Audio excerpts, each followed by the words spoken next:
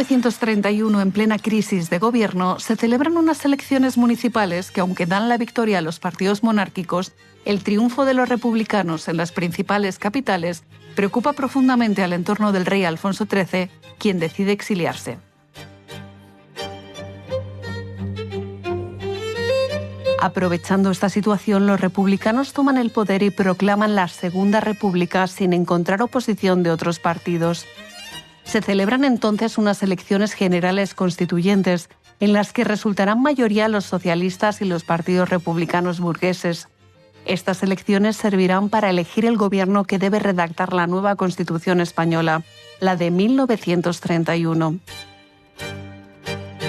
La Segunda República durará 5 años y su gobierno puede dividirse en 3 etapas. Los 2 primeros años con una mayoría en el gobierno de republicanos burgueses y socialistas, los 2 siguientes en los que gobernará el centro-derecha tras el triunfo de la CEDA y del Partido Radical, y el último año tras las fraudulentas elecciones celebradas en febrero de 1936, en el que gobernó el Frente Popular.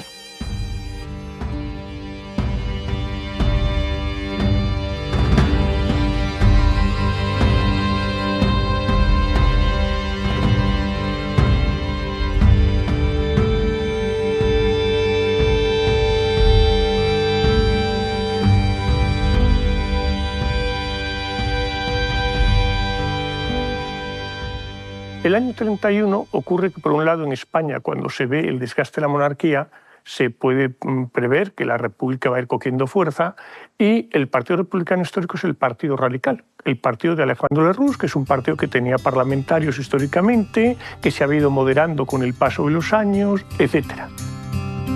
Entonces, los monárquicos se sitúan muy bien, siendo gente absolutamente irrelevante lo que había sido la oposición republicana, porque eran republicanos de ayer, pero a cambio de eso descolocan mucho a los radicales y dan entrada a los socialistas, lo cual pues, para la evolución de la República ciertamente no será bueno, porque el Partido Socialista que tenemos en España es un partido profundamente prosoviético, e incluso su ala moderada de un Besteiro es un ala que se diferencia fundamentalmente de un Largo Caballero de la forma en que llegar al poder, no tanto, digamos, del lugar último al que querían llegar. El problema de la Segunda República Española es que desde que nace, la izquierda considera que ese régimen es suyo. Es suyo. Y es excluyente a los que no... es el pecado original. Sí. Pero es indudable que la Segunda República llega con cierta ilusión, intelectuales apoyándolo, más teórico que otra cosa, porque el marxismo nunca cayó en la Segunda República. El marxismo empezó y estaba... Pero hay intelectuales muy serios de la agrupación de intelectuales al servicio de la República, como Unamuno, como Ortega, como Marañón o como Ayala, que evidentemente avalan intelectualmente esa república.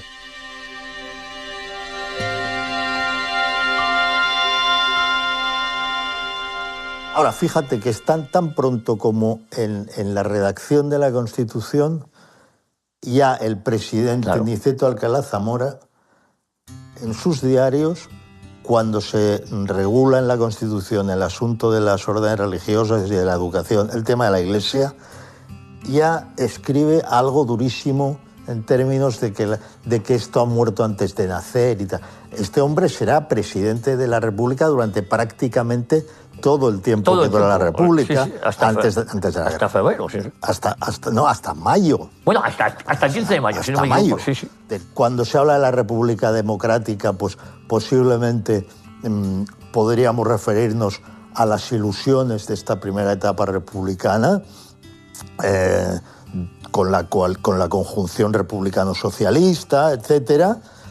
Pero, claro, llegan las elecciones del 33 y vienen precedidas de un debate entre la socialista Victoria Kent y la radical socialista Clara Campoamor sobre el voto femenino, defendiendo la socialista Victoria Kent que la mujer no debe votar, y Clara Campoamor, radical socialista, defendiendo que sí debe votar, debate que gana Clara Campoamor, debate que en la votación Es cierto que unos 2/3, una mayoría de los diputados socialistas votan por el voto femenino, pero hay unos tan importantes como como Indalecio Prieto, que no solo no votan, sino que dice Largo Caballero, hoy le han dado una puñalada trapera a la República.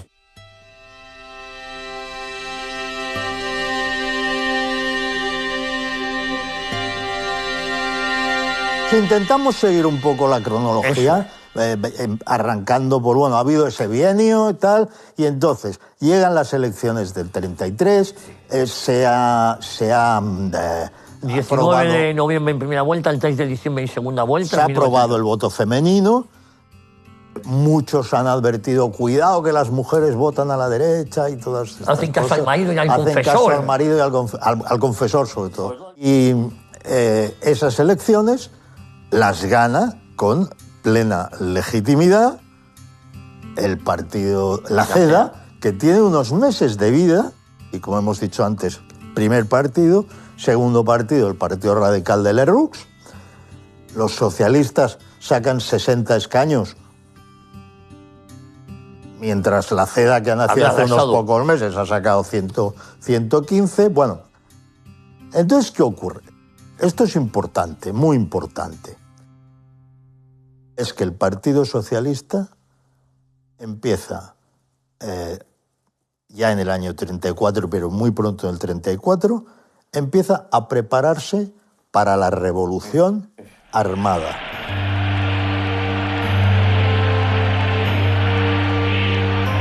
Los socialistas y los anarquistas habían tenido muy malas relaciones en el primer bienio de la Segunda República, porque gobiernos socialistas habían reprimido revueltas anarquistas. Por lo tanto, no deciden sumarse, pero a partir de ahí empieza a haber dentro de ellos un diálogo de ¿debemos prepararnos para una acción armada, sí o no? Y hay una gran división en el Partido Socialista. Por un lado está el partido, que tiene al frente a Largo Caballero, que es partidario de la revuelta armada ante la amenaza de que las derechas lleguen al poder. Y por otro lado está el sindicato, la UGT, que ahora tiene al frente a Julián Besteiro, un catedrático de filosofía de la Universidad Central, que, aunque ideológicamente en el fondo al que quieren llegar no se diferencia mucho de Largo Caballero, piensa que el Partido Socialista se ha comprometido en la vía parlamentaria y que, por tanto, tiene que llegar al poder por la vía parlamentaria. Bueno, el Partido Socialista y los separatistas catalanes se pusieron, por así decir, en pie de guerra al perder las elecciones de 1933. Textualmente, los separatistas catalanes textualmente se pusieron en pie de guerra. Y el Partido Socialista consideró que había llegado el momento de aniquilar la república, porque era una república burguesa, y imponer lo que llamaban la dictadura del proletariado, es decir, del propio PSOE. Hay un momento en el que Gil Robles pierde la confianza en Lerroux. Y hay una crisis que decide a Gil Robles entrar en el gobierno. Pero fíjate de qué forma tan acomplejada entra en el gobierno el partido que ha ganado las elecciones. Introduce a 3 ministros de bajo perfil. Agricultura, trabajo y justicia. Agricultura. Y esto es inmediatamente visto, interpretado. No, es lo que estaban esperando, es la excusa que están esperando los que llevan preparando la revolución. Fíjate, esto es importante. Hay un barco, el Turquesa, que fondea el 11 de septiembre en alta mar. Ahora iremos, sí. Entre Esteban de Pravia y Muros de Nalón, detenidos 24 personas con 2 millones de cartuchos. Hablo del 11 de septiembre, no de octubre. El 1 de agosto, en la portada del periódico El Comercio de Asturias, se anuncia que han descubierto determinados alijos de armas. Se dice el 28-29 de septiembre. Todos estos alijos son anteriores a la decisión de la CEDA. A ver, exacto. La excusa de, fíjate que ya de por sí sería insostenible, es además falsa. De arriba abajo, porque se ha financiado y se ha armado durante meses una revolución. Como tú mismo dices, es lo que estaban esperando, es la excusa que están esperando los que llevan preparando la revolución.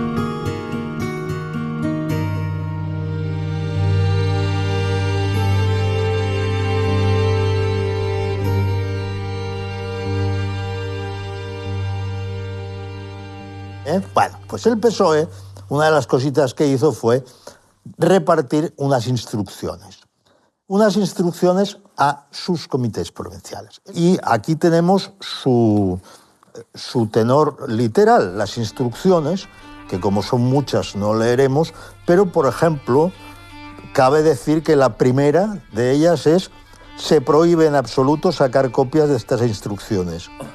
Esta es la primera, ¿no? Conviene tener dentro de las organizaciones enemigas, dice, personas de confianza que nos faciliten información fiel de sus planes y medios. En su punto 14 dice: cada pueblo debe hacerse a la idea de que tiene que ser un firme sostén de la insurrección. Ya tenemos la palabra insurrección. El triunfo del movimiento descansará en la extensión que alcance y en la violencia con que se produzca, más el tesón con que se defienda, la violencia. La violencia. Precisa conocer la fuerza pública que exista en cada localidad: militares, guardia civil, asalto, seguridad, etc. Armamento de que disponen. Condiciones defensivas de sus cuarteles. ¿De qué estamos hablando? Estamos hablando, como dice el final de la primera parte, literalmente en las instrucciones: nadie espere triunfar en un día en un movimiento que tiene todos los caracteres de una guerra civil. El PSOE está preparando la guerra civil y lleva meses preparando la guerra civil, y entonces aprovecha que entran 3 ministros de bajo perfil de la CEDA, partido mayoritario en España, y dicen: esto es intolerable, los fascistas están gobernando, y empieza la revuelta.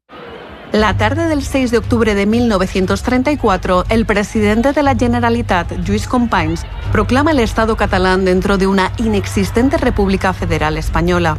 Ante los grupos que esperan delante del balcón de la Generalitat, Companys informa que Cataluña se separa del gobierno de Madrid porque ahora, según él, está dominado por republicanos fascistas, haciendo referencia al gobierno de Lerroux con la CEDA. Además, declara que mientras en Madrid no se resuelvan los problemas, se establece un gobierno provisional de la República que residirá en Cataluña.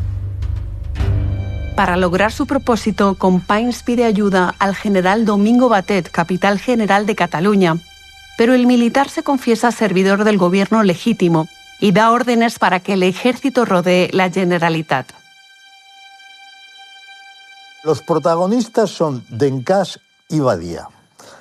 Son los que se supone que tienen que reunir a todos los escamots, que son unos tipos uniformados en plan fascistoide. Dice Enrique de Angulo en el año 35, o sea, recién vivido esto. Dencàs estaba perplejo. ¿Qué se había hecho de aquellos 50.000 fusiles repartidos a los pizarros escamots que durante todo el día habían tomado militarmente la ciudad? Y decía Dencàs: ¿por qué no acudían ahora en tropel a liberarles? Cuando empiezan los 4 tiros, estos acaban escapando por las alcantarillas. Ellos han hecho un túnel previendo que hubiera que escapar, y las alcantarillas les permite irse. Primero se van al aeródromo, donde no hay nada preparado, y entonces a Menéndez, que es el que les tiene que llevar, el aviador militar de aviación, pues ¿qué has hecho y tal? No sé qué, ¿por qué no has preparado esto? Buscan, hay una salida al Somorrostro, hay una salida a la playa y tal. Ahí sucede una cosa muy simbólica, que es que Dencàs, el tipo que tanto ha pinchado para que se declare la República Catalana, se cae directamente en la mierda y se levanta, todos se apartan para no olerlo, ¿no?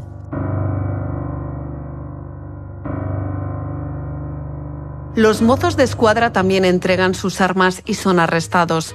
Companys y otros responsables de la insurrección son conducidos a la Capitanía General. El general Batet ordena que se les traslade a la prisión flotante en la que se ha convertido el barco Uruguay. La proclamación ha durado apenas 10 horas, en las que el balance de víctimas será de alrededor de medio centenar de muertos y más de 100 heridos. Sí, algunos más, sí. Solo en Barcelona hablo, ¿eh? Lo de Asturias merece capítulo aparte, porque esto sí que fue el preludio de lo que fue la Guerra Civil.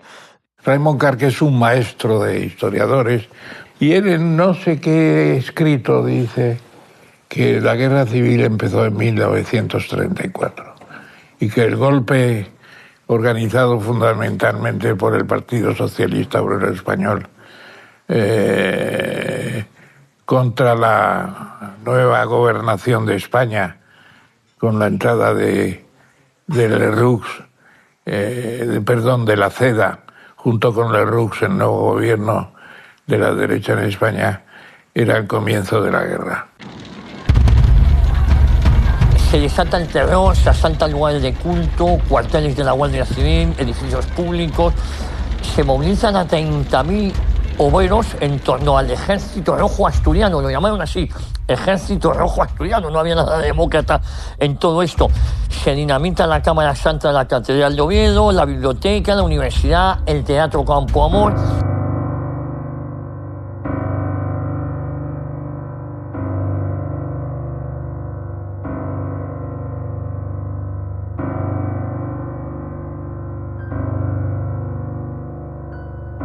La utilización propagandística que la izquierda hizo y que sigue haciendo del golpe en Asturias contra la República vende como un levantamiento heroico de revolucionarios una realidad que fue muy distinta, que estuvo plagada de episodios nada heroicos. En apenas los 15 días que duró el levantamiento, los supuestos héroes incendiaron 58 iglesias y asesinaron a 34 sacerdotes.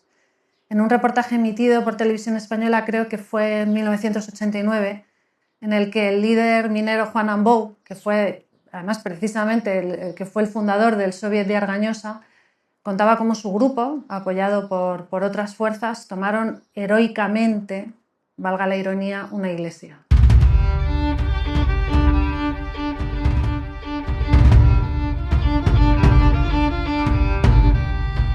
Básicamente el gran peligro está en la ocupación no total, pero sí importante de Oviedo.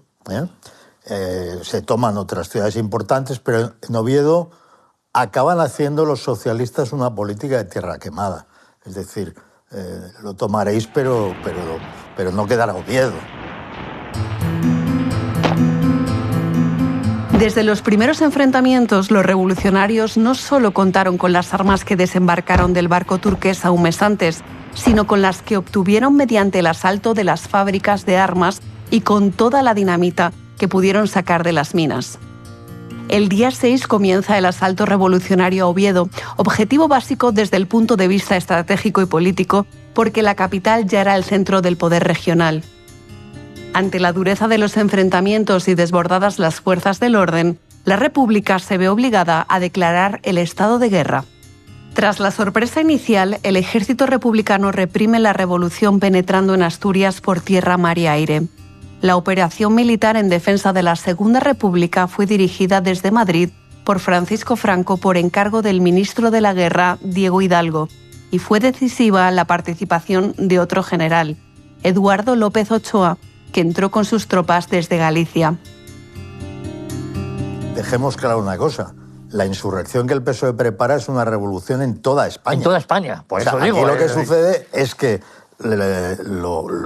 son controlados con mucha rapidez, a pesar de que hay muertos en Madrid, en Bilbao, claro, en un montón de sitios. Pero donde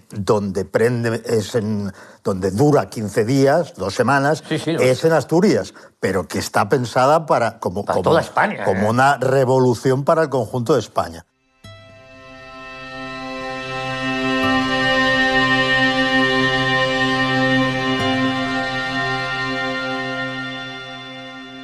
Pero, ¿qué es lo que pasa después de la Revolución de Asturias?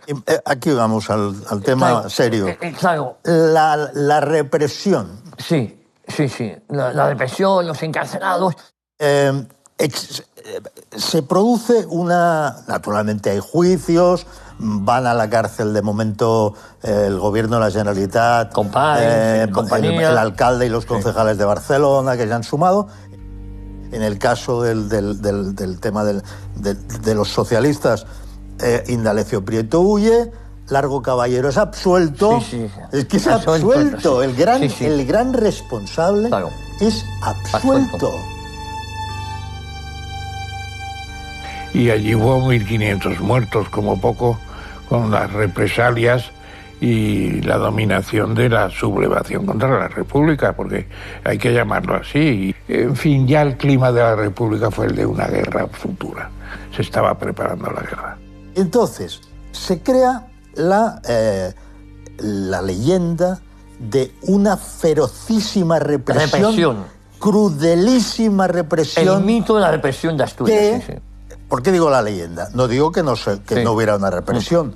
Digo que los hechos de montar una revolución armada son gravísimos y que toda esta historia que se difunde por todo el mundo sobre la represión de Asturias, cuando llega el momento del triunfo del Frente Popular y tienen la ocasión ellos de explicar caso por caso cuáles han sido esas represiones ilegítimas, no se interesan, no tienen ningún interés en explicarlas.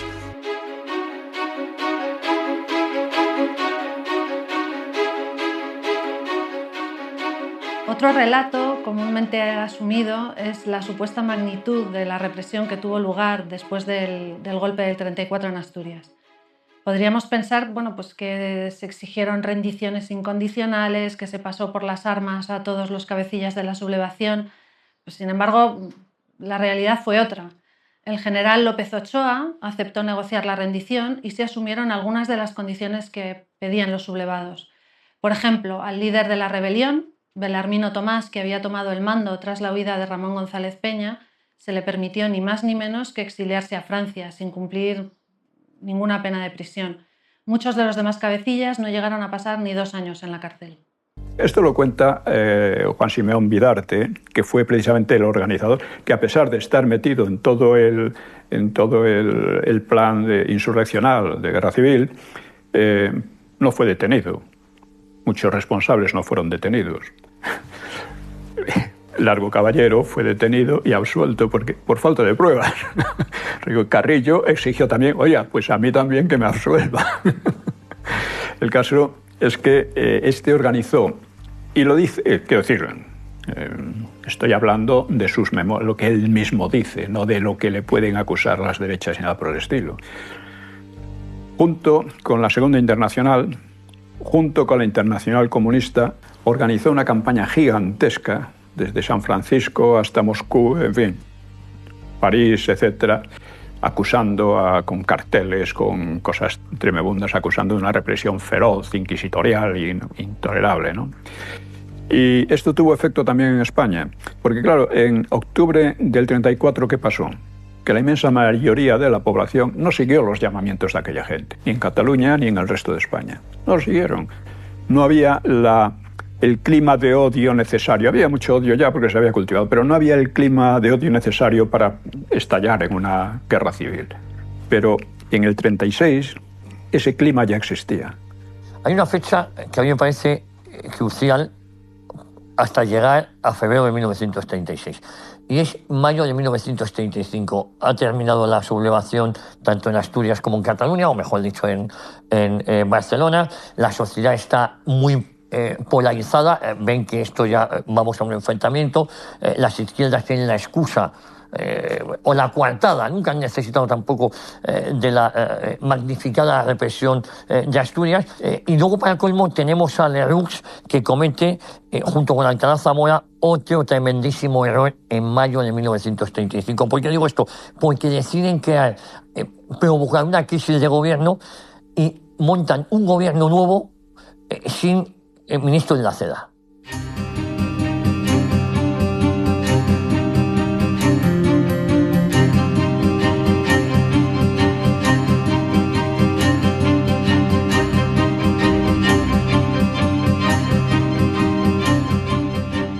Que después de una revolución, la única manera de que aquello fuera normal es que la legislatura durara sus 4 años. Eso es. Pero el hecho de que a mitad de legislatura, con toda la propaganda sobre la represión tan fresca, tan a flor de piel, forzar unas elecciones era una temeridad.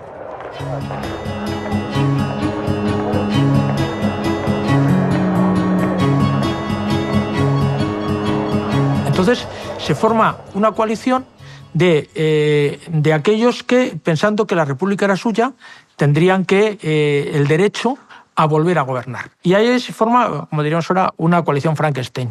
Por un lado están los partidos de centro y centro-izquierda republicanos, cuya figura quizá más emblemática sea Azaña, que eran partidos con pocos votos, con pocos afiliados, pero que tenían el prestigio moral de ser los que habían traído ideológica y por sus gestiones en el Pacto de San Sebastián a la República. Y luego estaban todos los partidos de izquierdas. Los partidos de izquierda fundamentalmente había dos, uno era el Partido Socialista y otro eran los anarquistas. Se unen gente de centro-izquierda, que aparentemente era demócrata, con partidos claramente antidemocráticos, como es el PSOE. Y se forma ese tinglao donde el peso lo lleva el PSOE, pero la cara no la da el PSOE, sino la dan gente como Azaña, etcétera, que son los que se presentan. Y eso es el Frente Popular.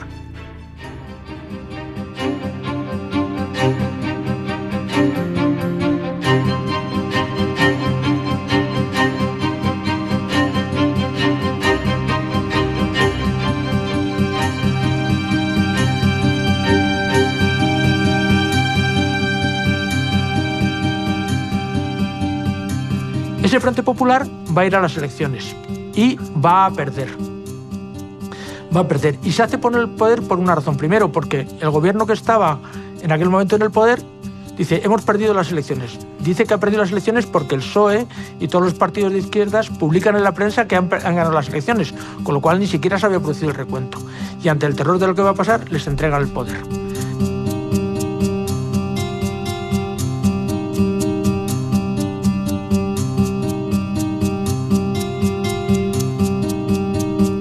Hoy día se han encontrado las actas, las ha encontrado Álvarez Tardío y Roberto Villa, y vemos cómo están falsificadas a lápiz.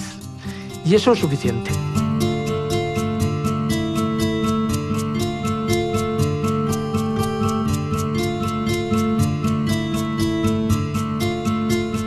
Muy poquito después, como claro, se va a producir una revolución, porque al fin y al cabo Don Niceto era un hombre de derechas, católico, etcétera, se produce una revolución y a mitad de esos 157 días que dura el Frente Popular lo quitan de presidente de la República y ponen a Azaña. Y entonces sí que dice y cuenta sus memorias. No, si se han falsificado las elecciones, pero cuando él era presidente de la República, que lo sabía y porque pensaba que le iban a beneficiar, no va a decir nada, lo va a decir 100 días después. O sea, lo que significó las elecciones del 36 fue un golpe de Estado que acabó con la legalidad republicana e instauró una especie de régimen de terror, porque era de terror, en el cual en 5 meses hubo más de 300 muertos, hubo asesinatos, empezaron ya a funcionar checas, curiosamente, antes de julio de 36.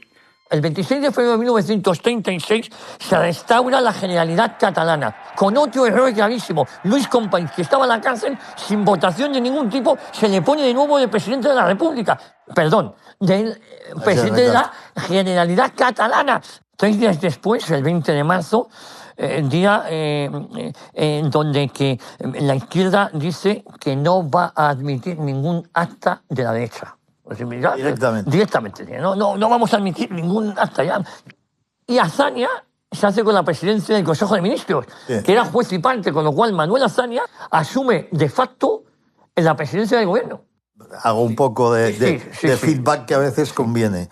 El Partido Radical de Lerroux, que era el segundo partido de España, para estos meses ha sido aniquilado. O sea, pasó de 104 escaños a 4 escaños. Bueno, es que es crítico el hecho de que se acabara con el único partido de centro que existía. Sí, quizás el Partido Radical sería el único partido que quería verdaderamente la democracia en el sentido del entendimiento. Era el único que porque en el sentido que la entendemos ahora, no hay ningún partido ya en la escena política que sea demócrata. Ni ningún ciudadano prácticamente. Ya las situaciones estaban muy polarizadas y el ciudadano ya sabía... Pero es que ya en esos meses quien no estuviera polarizado acaba de polarizarse. Claro. Bueno, Largo Caballero, en toda la campaña electoral que lleva al año 36, lo dice, o ganamos las elecciones o iremos a la guerra para imponer un Estado socialista, y se autopone el nombre de Lenin español. Entonces, en todos los mítines, etcétera, ya hay un sentido de o ganamos o vamos a una confrontación. Y luego también hay otra cosa. A partir de ese momento, el PSOE, con un gobierno que no hace absolutamente nada por mantener el orden, como su obligación, lo que va a hacer es que va a ir constantemente, digamos, permitiendo una serie de violencias, asaltos, huelgas, etcétera, porque lo que quiere en el fondo es ir a un proceso parecido al que va a tirar a Kerensky en Rusia y llevar a Lenin al poder, porque es el modelo que tienen.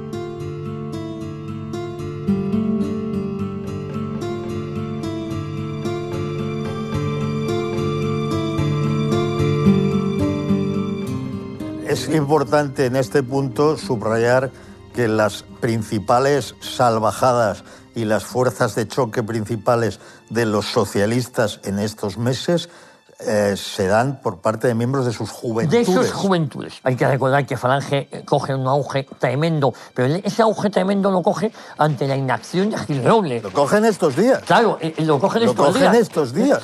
Bueno, tanto es así que el 11 de marzo pistoleros de la izquierda asaltan, asesinan a un tradicionalista y a un falangista en plena calle. La verdad es que Falange Española se conocía jocosamente la izquierda y los periódicos El Socialista o el periódico comunista Mundo Obrero lo llamaban funeraria española, porque se reían de que no hacían más que asesinar a militantes falangistas, la mayoría de ellos muy, muy jóvenes. El 14 de marzo, si el día 10 de marzo era detenido el general Ochoa y nunca volvería a salir a la calle porque sería asesinado, el 14 de marzo es detenido José Antonio Primo de Rivera. Que ya no saldrá de la cárcel. Que ya no saldrá de la cárcel, sería asesinado después de un juicio bufo. Noviembre. El 20 de noviembre de 1936, a la edad de 33 años. Las Cortes se inauguran con todos los diputados marxistas, puño en alto, cantando la Internacional en el hemiciclo. Se decía, muera España, viva Rusia. Fíjate, Manuel Azaña habla ya de intentar relajar el ambiente porque van 200 muertos. Van 200 muertos desde que llega el Frente Popular al poder.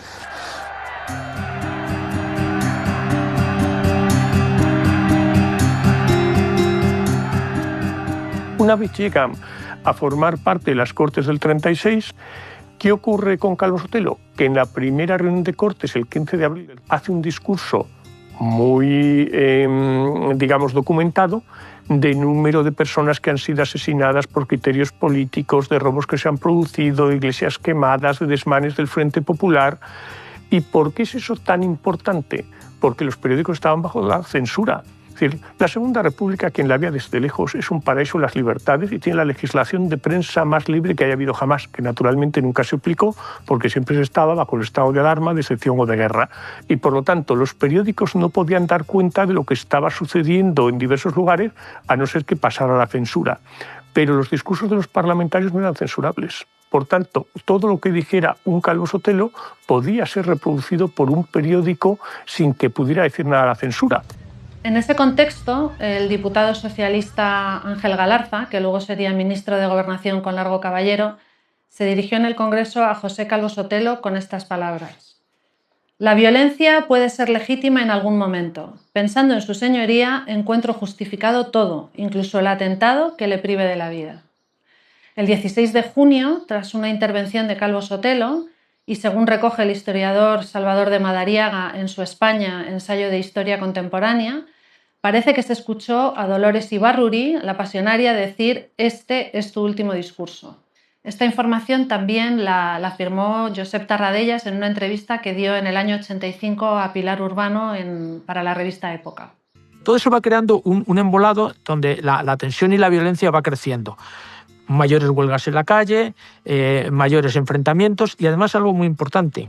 Si durante la primera parte de la República o durante la época, sobre todo la primera parte de la República, es decir, cuando gobiernan los republicanos que ellos entendían fetenes, hay una serie de revueltas de anarquistas contra la República y en la época del Bienio Negro también lo hay, pero ahí la policía y la Guardia Civil les controla, ahora ya no hay una revuelta anarquista contra la República. Ahora hay una revuelta anarquista por acabar, digamos, con la República y con todo lo que queda, pero colaborando con el PSOE. Porque el PSOE alienta las huelgas, la UGT lo alienta, entonces hay, digamos, dos movimientos que tienen objetivos distintos, pero que al final es la disolución de la sociedad española del periodo, que son, por un lado, el Partido Socialista, con la UGT en las ciudades y en el campo, y luego los anarquistas que van por libres. Que están enfrentados, pero en ese momento ya no hay enfrentamientos PSOE-CNT, FAI, sino que hay un enfrentamiento contra la sociedad civil, digamos, la sociedad de derechas, el mundo católico, etcétera, etcétera, porque lo que se quiere hacer es quebrar la sociedad española.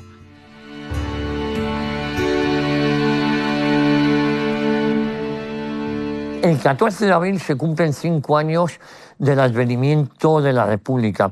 Hay un gran desfile que preside Manuel Azaña.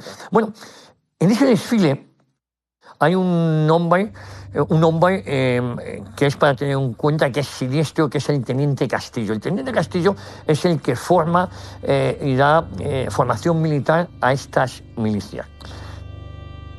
El Teniente Castillo, que ya era un conocido izquierdista, muy sectario, muy vinculado al PSOE, no al Partido Comunista, está más vinculado al PSOE, dispara ante un pequeño grupo de personas que se están quejando por ese desfile.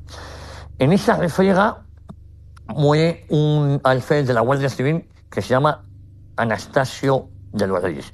Estamos hablando del 14 de abril de 1936. Al día siguiente se produce el entierro de Anastasio de los Reyes, igual que luego pasaría con Calvo Sotelo, se prohíben esquelas, se prohíbe que se hable de que ha sido asesinado Anastasio de los Reyes.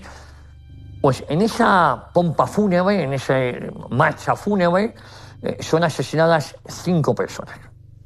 Pero sucede otro hecho insólito. El Teniente Castillo directamente dispara a bocajarro a un joven estudiante tradicionalista que se llama José Luis Yaguno. Claro, aquí no hay duda. El propio José Luis lo ve, lo identifica. ¿Por qué digo esto? Porque esto será crucial. El Teniente Castillo sería asesinado en la noche del 12, a las 9:30 de la noche, del 12 de julio, como venganza. Esto es importantísimo. A Yaguno le dispara el Teniente Castillo. No hay duda de eso, está además, fuera de duda, y al Teniente Castillo le disparan por haber disparado a Yaguno, fuera de duda, porque llaman al padre de Yaguno y le dicen su hijo ha sido vengado.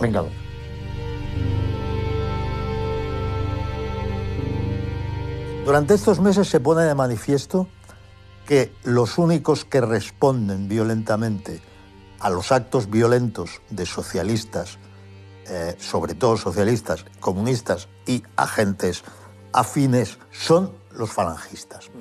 Y eso, dado el ambiente, hace que una gran cantidad de jóvenes de la CEDA se vayan a Falange. Esto es terrible, porque es, digamos, no se entiende fuera de un contexto semejante, porque, repetimos, la Falange había sacado unos resultados ridículos en febrero del 36.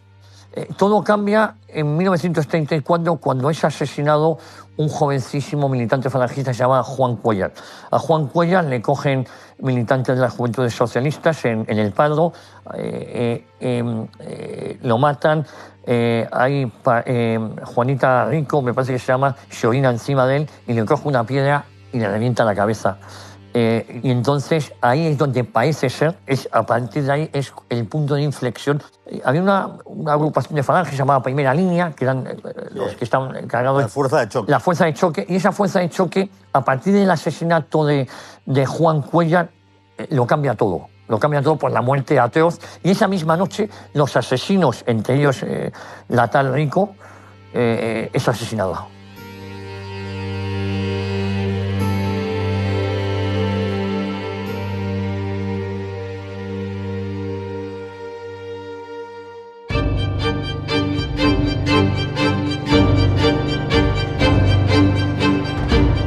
El 12 de julio de 1936 tuvo lugar el asesinato del Teniente Castillo.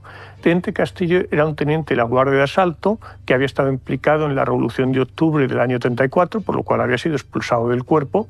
Fue repuesto, como la mayor parte de los implicados en aquellos sucesos, por el gobierno del Frente Popular y se había distinguido por su manera de reprimir las manifestaciones de las derechas. El asesinato de un Castillo, que se lo disputan entre la Falange y el Requeté, pues es el asesinato de un oficial de la Fuerza de Orden Público, de la Guardia de Asalto. Evidentemente tiene muchos amigos en ese entorno del Frente Popular, y esos amigos, pues digamos que después del asesinato de Castillo, pues se plantean qué se puede hacer, digamos, como venganza, y se plantea el asesinato de Calvo Sotelo, porque claro, Calvo Sotelo no tenía lo más mínimo que ver con el asesinato del teniente Castillo. De hecho, el partido de Calvo Sotelo, el Bloque Nacional, tenía unas milicias, los guerrilleros de España, que montó Ansaldo, por los que Calvo Sotelo nunca sintió la menor afición. Calvo Sotelo nunca tuvo una pistola, no estaba cómodo con aquellos temas, digamos, de violencia de partidos, y se negó a tener una escolta de miembros de su partido en su casa, porque él siempre pensó que de tener un atentado sería provocado por el gobierno. Dice, si yo tengo una serie de escoltas que están armados de manera ilegal y vienen las fuerzas de orden público y se lía una ensalada de tiros, tienen el pretexto ideal para asesinarme. El cuerpo de Castillo es trasladado al cuartel de Pontejos. Los amigos de Castillo visitan al director general de seguridad y que le da las direcciones son Emilio Torres Iglesias, Ángel Ramírez Rull, Ricardo Buillo y Máximo Martín. Y el capitán, siempre está el capitán Condés, Fernando Condés, que también había sido condenado por la intentona golpista. Salen del cuartel de Pontejos, esa furgoneta, esa hispano-suiza, la número 17, que era la utilizada por la Guardia de Asalto. Antonio Goicoechea no estaba en casa, pasan por la calle Serrano, que es donde vivía Gil Robles. Gil Robles tampoco está en el domicilio. Hay quien dice que ya estaban avisados de que algo podía pasar y se encontraban fuera de Madrid. Y uno de los guardias de asalto dice, oye, que también tenemos la de José Calvo Sotelo, que vive aquí al lado. Efectivamente, Serrano y Velázquez son paralelos y se paran en Velázquez 89. Calvo Sotelo, al ser diputado, tenía una escolta personal. La habían retirado, la habían cambiado hacía algún tiempo, pero la que estaba en la puerta del portal había recibido órdenes de obedecer a los que iban a llegar. Es más, cuando sucede lo de la retirada de escolta, ocurre que le han retirado la escolta previamente a Gil Robles y le han puesto a unos desconocidos. Y Gil Robles habla con el ministro y exige... ¿Que vuelvan? Él dice, no, es que ya no quiero los que había. Quiero escoltas de mi confianza. Y entonces Gil Robles consigue imponer escoltas de su confianza. Y es él el que advierte a Calvo Sotelo y dice, cuidado porque sé que te han hecho lo mismo, haz como yo y tal, pero a Calvo Sotelo ya no le da tiempo de hacer.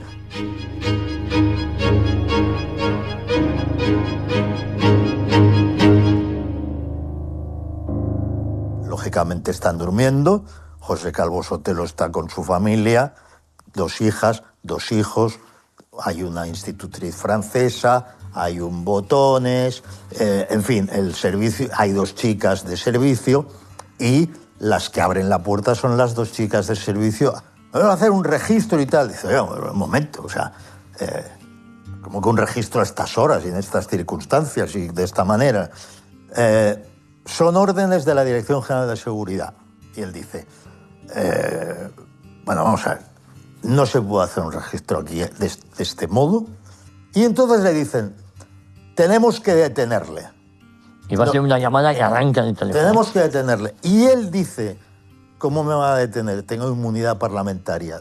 Pues nosotros tenemos orden de detenerle. No le dejan llamar al director general de seguridad. Arrancan el cable del teléfono.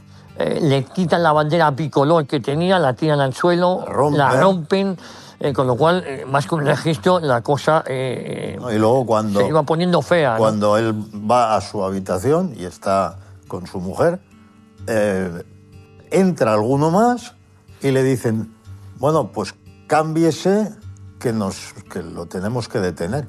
Y el hombre dice, Bueno, me van a dejar al menos la intimidad de cambiarme. Ya ven que, mire, de este cuarto de baño no se puede salir, ¿no? Y dicen que no, que ni cuarto de baño, ni se va nadie. Pero quédese al menos usted, le dice a Condés, quédese al menos simplemente usted y tal. De aquí no se va nadie y se tiene que cambiar delante de todos. Pero bueno, José Calvo Sotelo, como ve que se lo van a llevar quieras que no, y que eso puede acabar mal para su propia familia, él ve el carnet de la Guardia Civil y dice, bueno, pues vamos, lo bajan, lo meten en la camioneta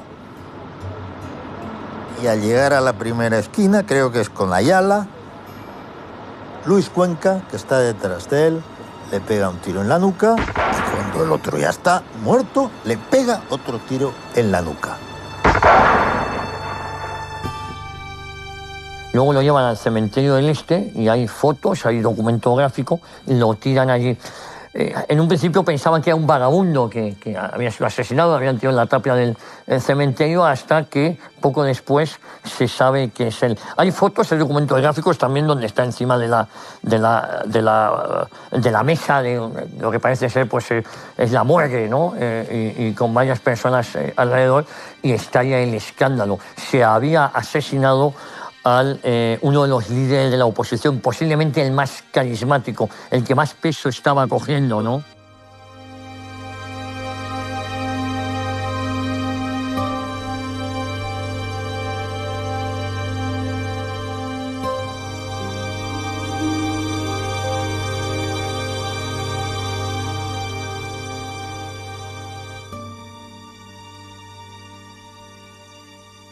Y no se puede comparar la trascendencia de asesinar a un oficial de asalto, un oficial de las fuerzas de orden público, con asesinar al jefe de la oposición monárquica. Es decir, Calvo Sotelo evidentemente no eran cualquiera. A la hora de tener en cuenta las reacciones, fue muy curioso todo lo que ocurre por parte del Partido Socialista y del Gobierno. Los socialistas se enteran al momento, o sea, los principales culpables, un Fernando Condés como jefe de la expedición, un Luis Cuenca como el que le pega el tiro, cuentan la historia Zugazagoitia, el director del Socialista, Juan Simeón Vidarte, que había sido secretario de organización del partido, y naturalmente ellos se llaman a Prieto y se lo cuentan de inmediato. ¿Por qué se sabe que fue un crimen de Estado? Porque la familia estaba delante cuando se lo llevan y los que ahí se presentan son uniformados y porque los vehículos eran vehículos oficiales. Todos los detalles de lo que ocurrió esa noche en la casa de José Calvo Sotelo, en la calle Velázquez 89, se conocen por el testimonio manuscrito en 20 folios que dejó su hija Enriqueta. Ella fue testigo directo de aquella terrible noche y del arresto de su padre. No, pero esto, es decir, está fuera de toda duda. Esto es lo que hay que poner, enmarcar y recordar. Claro. Son las fuerzas de orden público las que se llevan secuestrado al jefe, al líder de la oposición, sí, y lo asesinan a sangre fría. Y a partir de entonces se desencadenan los acontecimientos. Se desencadenan porque quienes se enteran del asesinato de Calvo Sotelo, no de cómo ha ocurrido, pero sí del asesinato, están en los últimos, digamos, en las últimas horas de las famosas maniobras del Llano Amarillo, donde los 10.000 hombres del ejército de África están allí concentrados. Y cuando se están despidiendo, porque se van a ir a cada uno a su cuartel, llega la noticia de Calvo Sotelo, de ese asesinato. Y junto a los tenientes jóvenes que ya estaban, digamos, subidos de moral y estaban gritando café, café, café y cantando el novio de la muerte, nos encontramos que los oficiales más veteranos, que son los más remisos, porque son los que más tienen que perder, están casados, tienen hijos, pues en ese momento se deciden, dicen, bueno, si han ido a buscar a Calvo Sotelo y le han asesinado, digamos, puede pasar cualquier cosa. Para mí el asesinato de Calvo Sotelo es la última ocasión del gobierno del Frente Popular de evitar la guerra. Porque realmente yo creo que buena parte de los militares que se sublevan en el 36 no se querían sublevar. Y para mí el caso más claro es Franco, porque Franco escribe poco antes de la sublevación una carta a Casares Quiroga exponiéndole el descontento del ejército. El propio Godez envió un ayudante suyo a hablar con Azaña para hablarle de lo mismo. Es decir, cuando tú vas dando tantas pistas de que hay un descontento, es porque lo que quieres es que te aplaquen el descontento. Si el gobierno hubiera reprimido debidamente el tema del asesinato de Calvo Sotelo de manera espectacular, pues yo creo que el lanzamiento se podría haber evitado.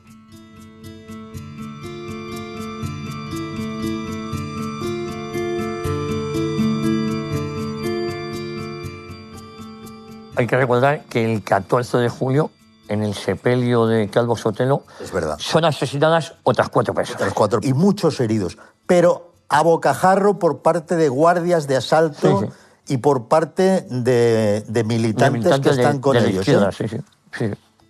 A bocajarro. En grupos humanos que no van armados porque además al pasar por debajo de un puente los han cachado a todos. Bueno. ¿Por qué gobierna Largo Caballero pero sigue teniendo un presidente como Azaña? Porque ellos van a vender, cosa que dura hasta la actualidad, la idea de esto es una guerra entre el fascismo que nos devora y la democracia que está representada por Azaña y nosotros. Miren ustedes, allí no había demócrata nadie creía en la democracia.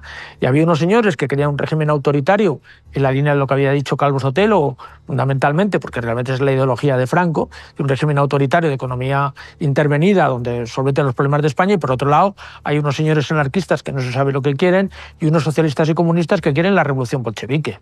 Y todo lo demás es propaganda, pero ellos venden, el PSOE vende la idea de que es la lucha de la democracia contra el fascismo, cuando demócratas en España de hecho no hay nadie. La república que surge como una república, digamos, liberal-democrática, digamos que ese talante había desaparecido prácticamente cuando comienza la Guerra Civil Española.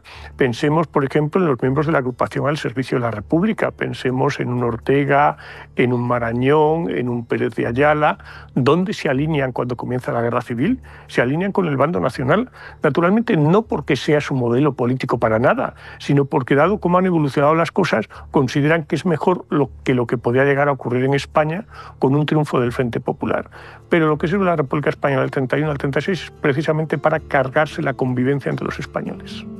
Parece una broma que hoy se hable del bando republicano para referirse al Frente Popular, cuando es sabido que su objetivo declarado fue precisamente acabar con lo que entendían era una república burguesa para instaurar la dictadura del proletariado, a imagen y semejanza de la Unión Soviética. En este sentido son muy numerosos los testimonios del propio Largo Caballero que aparecen en la prensa de la época. Para el Lenin español, su bandera nunca fue la republicana, sino la roja. Fíjate lo que pasa el día 15 de julio, ya como colofón a toda esta tragedia. Día en que se reúne la Comisión Permanente. La Diputación Permanente de las Cortes. Sí. Los miembros del Partido Comunista amenazan a la CEDA con su ilegalización. Bueno. Y Robles recuerda que entre el 16 de junio y el 13 de julio, 16 de junio, no llega un mes, han sido asesinadas 61 personas. Es decir, que esos meses no puede llamarse a eso una república. Es decir, la idílica Segunda República, el sistema democrático, todos felices. No, perdona, era un infierno autocrático, era un infierno despótico. ¿Podríamos estar hablando de que a partir del 16 de febrero de 1936 ya no es la Segunda República, sería la Tercera República? No es la Segunda República, si por Segunda República tenemos que entender el cuento que explica el PSOE y que explica el gobierno actualmente. A los españoles se nos ha vendido una leyenda rosa muy simplificadora sobre la República. Además, la actual Ley de Memoria Democrática impide divulgar una realidad que fue mucho más compleja. La manipulación de la historia con fines ideológicos no permite hablar con libertad de esta parte de nuestra historia y mostrar la verdad de los hechos. En 2007, el presidente Zapatero abrió de manera irresponsable y oportunista la caja de Pandora de la Guerra Civil, siendo muy consciente del enfrentamiento que podía volver a causar entre españoles. Un enfrentamiento en el que varias generaciones trabajaron por superar y que tuvo en la transición democrática una voluntad modélica de conciliación. Frente a los intentos de manipulación y control, la historia nos enseña que nada está previsto y que permanece siempre abierta para lo mejor y lo peor. Bueno, intentemos luchar por lo mejor.